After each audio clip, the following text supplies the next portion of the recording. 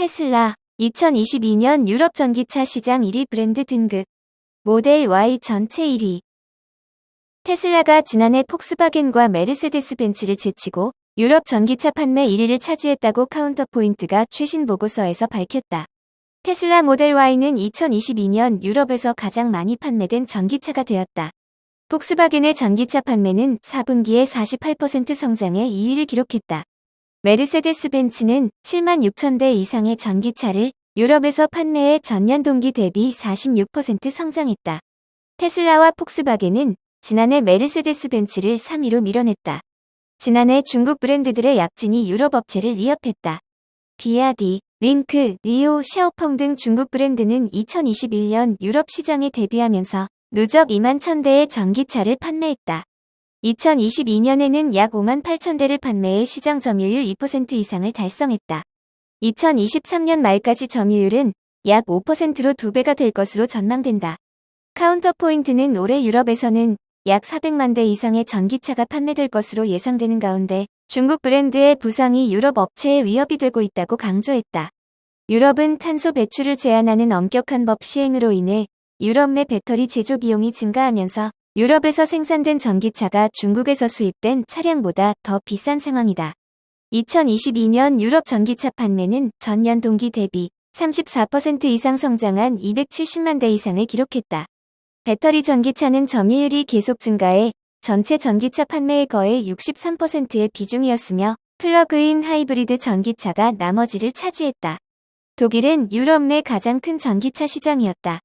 총 자동차 판매 중 전기차가 약 39%의 비중을 보였다. 독일 전기차 시장은 2022년 4분기에도 전년 동기 대비 75%의 성장해 유럽 1위를 기록했다. 영국과 프랑스는 그 뒤를 이었다. 노르웨이와 스웨덴의 전기차 비중은 유럽에서 가장 높았다. 애플, 접는 아이폰 출시에 한 발 더. 폴더블 폰 낙하 충격 완화 기술 특허 취득. 애플이 폴더블 폰을 떨어뜨렸을 때 액정 파손 등 충격을 완화해주는 특허를 신청했다. 지난달에도 애플이 폴더블 스마트 기기 관련 특허를 따낸 적이 있어 폴더블 아이폰, 아이패드가 곧 출시될 것이라는 업계 관측이 나오고 있다. 폰아레나 등 해외 IT 매체에 따르면 애플은 최근 미국 특허 상표청에 낙하 감지를 이용한 자동 수축 디스플레이 장치 및 화면 보호 기술 특허를 출원했다. 이는 폴더블 또는 롤러블 디스플레이가 적용된 아이폰이나 아이패드를 떨어뜨렸을 때 내부 센서가 낙하 여부를 인지해 기기를 스스로 접히도록 하는 기술이다. 기기가 미리 설정한 제한 속도를 초과하는 수준으로 떨어지면 아이폰 또는 아이패드가 180도 미만 각도로 부분적으로 접힌다.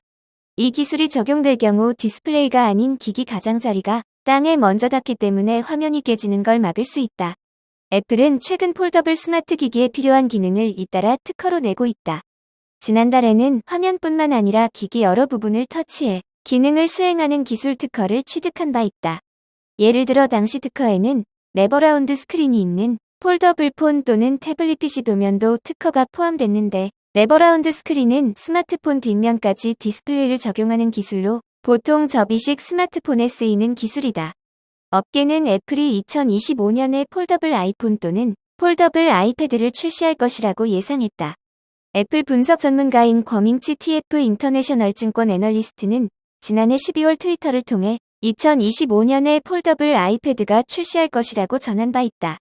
시장 글로벌 분석 기업 CCS 인사이트는 애플이 오는 2024년 폴더블 아이패드를 출시한다고 전망한 바 있다.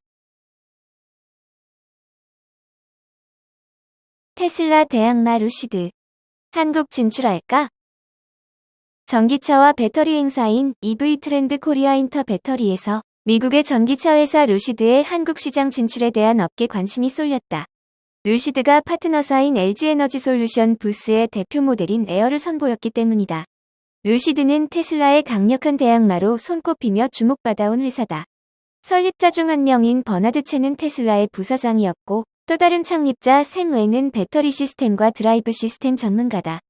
2007년 스타트업으로 출발한 뒤 2013년부터 전기차 제작에 나선 뒤 2016년 LG에너지솔루션과 삼성 SDI 등과 제휴했고 2017년 1000마력에 달하는 전기 슈퍼카 프로토타입을 선보이며 세간의 관심을 끄는 데 성공했다.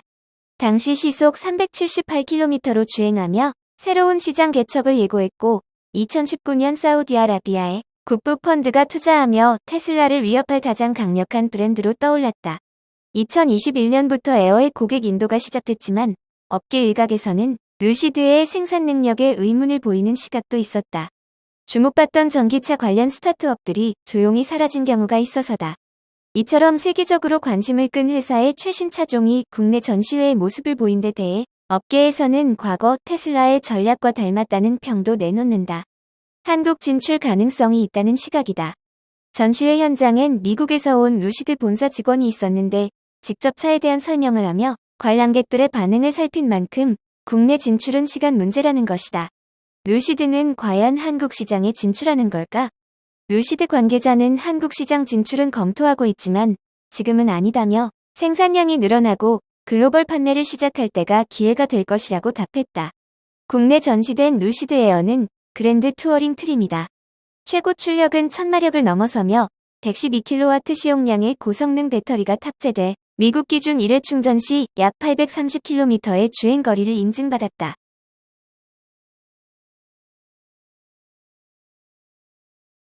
자율주행은 우리가 먼저 바이두, 베이징서 로보택시 서비스 개시. 중국 바이두가 운전자가 탑승하지 않는 완전 무인 운행이 가능한 로보택시 서비스를 베이징에서 개시한다고 전기차 매체 일렉트랙이 보도했다. 바이두는 최근 베이징 규제 당국으로부터 아폴로 로보택시 서비스의 완전 자율주행 허가를 받았다고 밝혔다. 바이두는 중국 수도인 베이징의 2100만 시민에게 완전 자율주행 서비스를 제공할 수 있게 됐다. 바이두는 중국 최대 검색 및 포털 기업으로 주로 알려졌지만 최근 몇 년간 전기차, 인공지능 및 자율주행 기술에 집중하는 등 모빌리티 서비스 기업으로 확장하고 있다. 바이두의 자율주행 서비스인 아폴로 고생태계는 중국 전기차 제조사는 물론 토요타, 포드, 폭스바겐 등 다양한 제조업체 및 공급업체와 100개 이상의 파트너십을 맺고 있다. 바이두의 자율주행 플랫폼은 2021년 1월 로보택시를 이용한 시험 주행을 시작, 빠르게 발전하고 있다.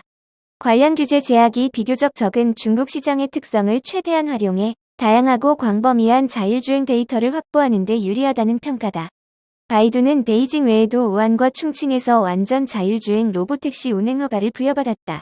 따라서 이번 베이징에서의 허가를 포함해 모두 500제곱킬로미터의 지역에서 본격적인 상업 로보택시 서비스를 시작할 계획이다. 바이두는 2025년까지 자율주행 로보택시 서비스를 중국 65개 도시로 확대하고 2030년까지는 100개 도시로 확장하는 것을 목표로 하고 있다.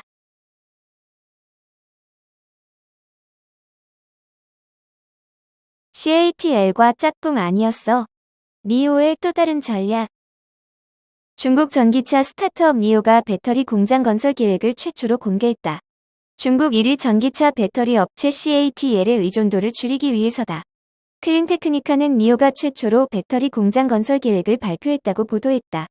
이 보도에 따르면 니오는 중국 허페이시에 연간 40기가와트시 규모의 배터리를 생산할 수 있는 공장을 건설할 예정이다. 전기차 40만 대의 공급이 가능한 규모다. 그간 니오는 대부분의 배터리를 CATL로부터 공급받았다. 하지만 공장이 설립되면 CATL에 대한 의존도를 줄일 수 있을 것으로 보인다. 리빈 니오 CEO는 2024년 하반기부터 800V 고전압 배터리팩 생산을 시작할 것이라고 말했다.